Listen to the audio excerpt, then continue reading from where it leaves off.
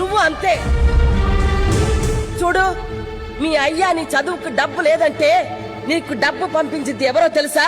మా సీనయ్య. పుస్తకాలు కొనడానికి కూడా నీ దగ్గర డబ్బు లేకపోతే అవి కొని పంపించింది ఎవరో తెలుసా? మా సీనయ్య.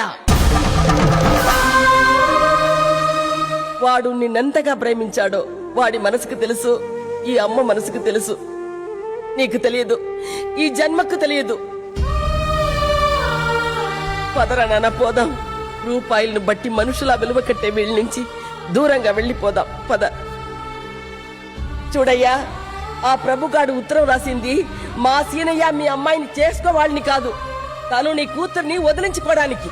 నీకంటే సొమ్మున్న మరెవడో దొరుకుంటాడు. అందుకే స్నేహితుడి కోసం గొప్ప త్యాగం చేస్తున్నట్టు ఉత్తరం రాసి పంపించాడు. అంతే. పదరా నాన్న, పోదా.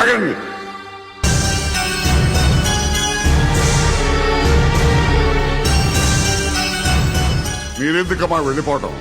ఈ అనర్థాలన్నిటికీ కారణం ఈ దౌర్భాగ్యుడు. వీడి నక్క వినయాలకి, నంగనాచి కబుర్లకి అంజలి ప్రియులే కాదు, మేమంతా కూడా మోసపోయాం.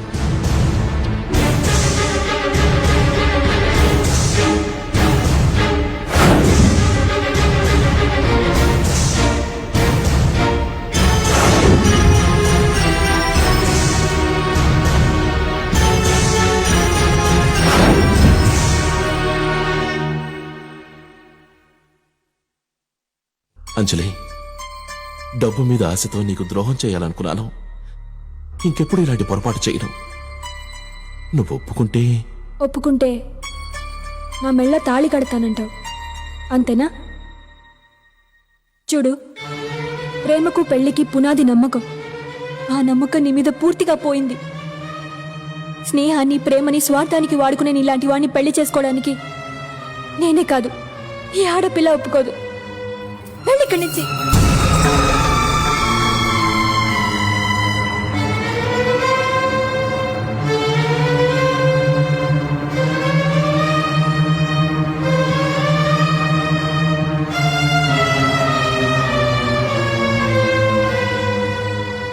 అంజలి గారు, జరిగిందాన్ని తలుచుకొని చింతించే కంటే ఈ పెళ్లి జరగనందుకు ఆనందించండి.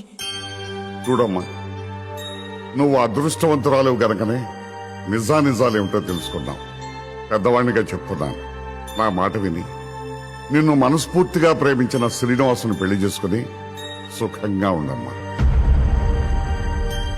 అవునమ్మా, శ్రీనివాస్ లాంటి మంచి మనిషి చెయ్యందుకోవటం నీ అదృష్టం. క్షమించండి, నాకు అర్హత లేదు. నన్నెంతగానో ప్రేమించిన ఆయన్ని ప్రతిక్షణం అవమానించాను. నిజం తెలుసుకోకుండా ఆయన మనసుని గాయపరిచాను. ఇప్పుడు ఆయన క్షమించమని ఎలా అడగలను? తెలిసి చేసింది తప్పవుతుంది గాని తెలియక చేసింది తప్పు కాదమ్మా. నిజం తెలుసుంటే నువ్వు అలా ప్రవర్తించేదానివి కాదు. అంజలి గారు, ప్రేమించే వాళ్ళకి క్షమించే మనసుంటుంది. మా మాట కాదనకండి. ఇంకా ఏంటమ్మా ఆలోచిస్తున్నావు? మా వాడికి కావాల్సింది నీతో జీవితం కాని నీ గతం కాదు. జరిగింది మర్చిపోయి వీటితో జీవితం పంచుకోమ్మా.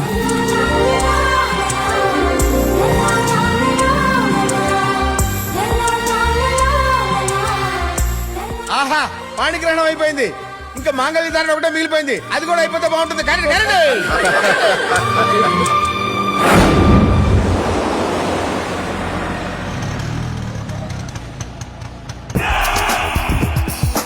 ఎక్స్క్యూజ్ మీ, ఇక్కడ గోపాల్ ఉండేది ఎక్కడ? గోపాల్ అంటే స్టీల్ ప్లాంట్ లో పనిచేసే గోపాలేనా? యా. అరే గోపాల్, నీకోసం ఎవరు వచ్చారు? ఒరే ప్రభు, ఎప్పుడొచ్చావరా? ఇప్పుడేరా, అమెరికా నుంచి. ఏ బై ద బై, నా దగ్గర అన్ని డాలర్స్ ఉన్నాయి. ఆటో వాడికి 100 రూపీస్ తీసుకురారా, తర్వాత అడ్జస్ట్ చేస్తాను. Okay, thank you. That's Prabhu style.